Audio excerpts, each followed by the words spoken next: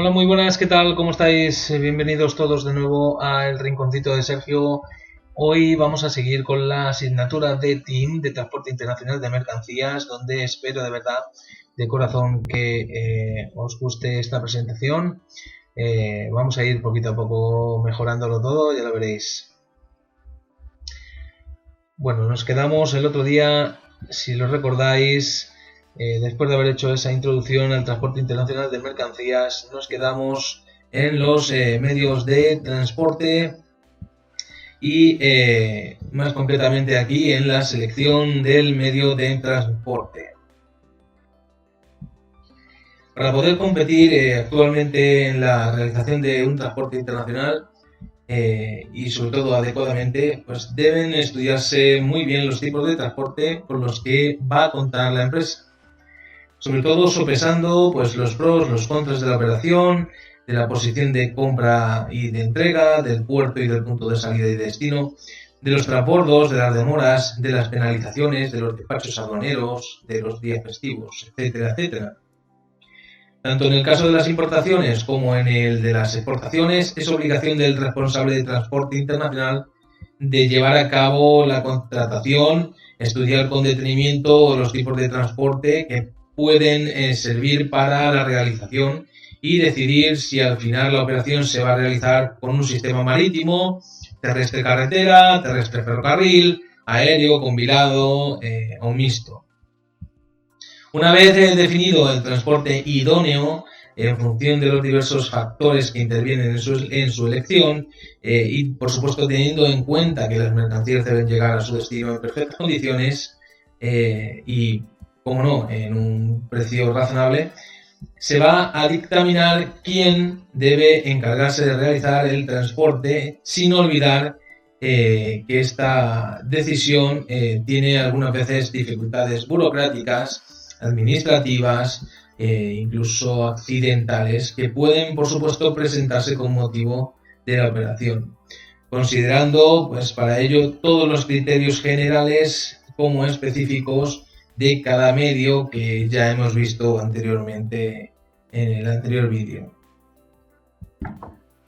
Si hablamos de los aspectos generales, pues nos indica, por ejemplo, como lo tenéis ahí, criterios técnicos que hablan de la idoneidad del medio de transporte, y es que, por supuesto, cada tipo de mercancía necesitará unos medios específicos para ser transportados y unos medios técnicos también específicos para ello. Os pongo el ejemplo, por ejemplo, de transporte de leche. Pues la leche hay que transportarla en una cisterna.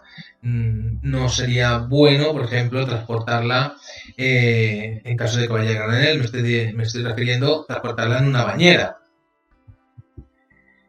Es como un ejemplo muy drástico, pero yo creo que así lo vais a ver mucho mejor.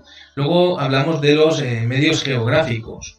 Debemos de conocer el clima y la orografía de los países. Allá por donde vamos a pasar necesitamos saber si el transporte que vamos a utilizar tiene cabida en esos medios o no.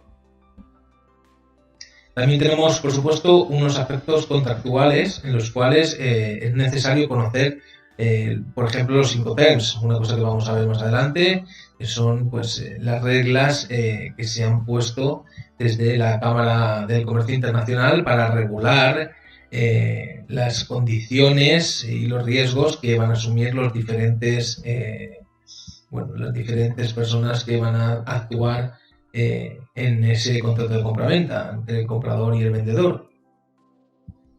Por supuesto, la forma de pago, la subcontratación y los reglamentos. Hay muchas mercancías que tienen un reglamento específico, como puede ser el caso de la mercancía peligrosa, el ADR, o de las mercancías que son perecederas, como el ATP, e incluso pues, las armas o productos militares, etcétera, etcétera. Animales vivos, esas cosas que estamos hartos de ver por ahí, pero que hay veces que no saltan tan directamente a la vista. Por otra parte, también conocer esos aspectos económicos y los políticos sociales, en los cuales pues, vamos a tener que tener en cuenta tanto elegir el medio más adecuado económicamente como saber y conocer toda la situación de los países donde vamos a realizar el transporte, su estabilidad social, los niveles salariales, etcétera, etcétera. Si vemos los criterios específicos que nos sirven para decidirnos por la selección de un medio u otro, son como mucho más específicos, y así lo dice claramente. Y hablamos, por ejemplo, del tiempo que dura el transporte de las mercancías. Si a nosotros nos piden transportar una mercancía en 5 días, pues probablemente si elegimos el marítimo lo vamos a tener un poco jodido. Porque, como bien sabéis, el marítimo es el medio de transporte más lento, siendo el aéreo el más rápido y seguido de carretera y de ferrocarril. Sabéis que carretera se considera un medio muy rápido hasta los 2.500 kilómetros. También es importante tener en cuenta la capacidad y la versatilidad de este medio de transporte. En este caso destacaríamos el transporte marítimo. El transporte marítimo es muy versátil, llega a muchos sitios, a todos los continentes, y aparte lo hace llevando sobre él miles y miles de containers. Estamos ahorrando en un solo viaje miles y miles de camiones, por ejemplo. Nos habla también de la accesibilidad, y en este caso, por supuesto y por goleada, gana el transporte por carretera. Ya sabéis que es el único que puede hacer un reparto puerta a puerta. Esto quiere decir que nosotros podemos llegar hasta el mismísimo cliente utilizando los medios terrestres, en este caso por carretera. La sensibilidad del clima.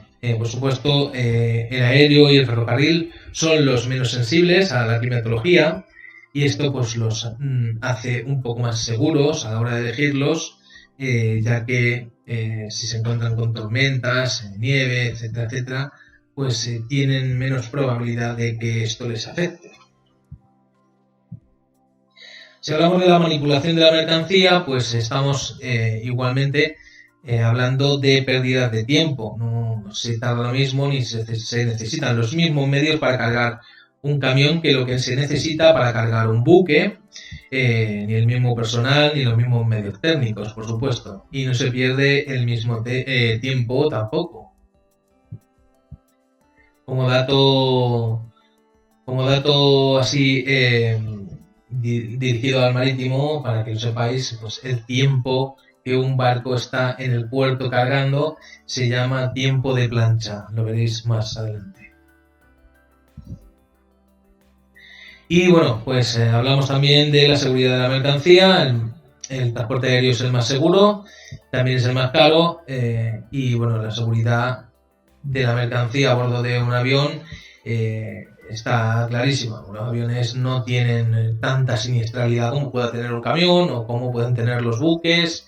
Evidentemente el ferrocarril no tanto, pero también pueden tener riesgos. Respetar el medio ambiente, esto hoy está muy de moda, y bueno, pues el fluvial y el ferrocarril son los que parece que contaminan menos. Sí es cierto que un buque contamina muchísimo, pero también hay que tener en cuenta con que los buques de carga trabajan con muchísimos miles de contenedores, que son en realidad muchísimos miles de camiones que estamos ahorrando echando polución por todo el mundo, por todas las carreteras. Así que quizás, si nos podemos echar cuentas, un viaje de un buque cargado con 18.000 contenedores, pues probablemente sea muchísimo menos contaminación que 18.000 camiones. Y por último, pues el precio. El precio, hay que saber que el más económico es el transporte marítimo, aunque ya sabéis que estas navidades había subido casi multiplicándose por 8 el precio del container, pero bueno, el transporte marítimo es el más barato, siendo el aéreo, como hemos dicho anteriormente, el más caro.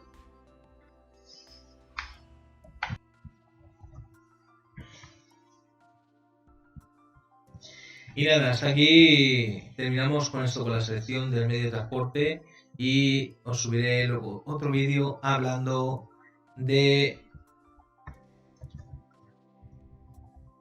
las actividades auxiliares del transporte, que es esto de aquí, donde vamos a ver pues los transportistas, las agencias de transporte, los transitarios, etcétera, etcétera. Así que nada, espero que te haya servido un poquito más. Chao.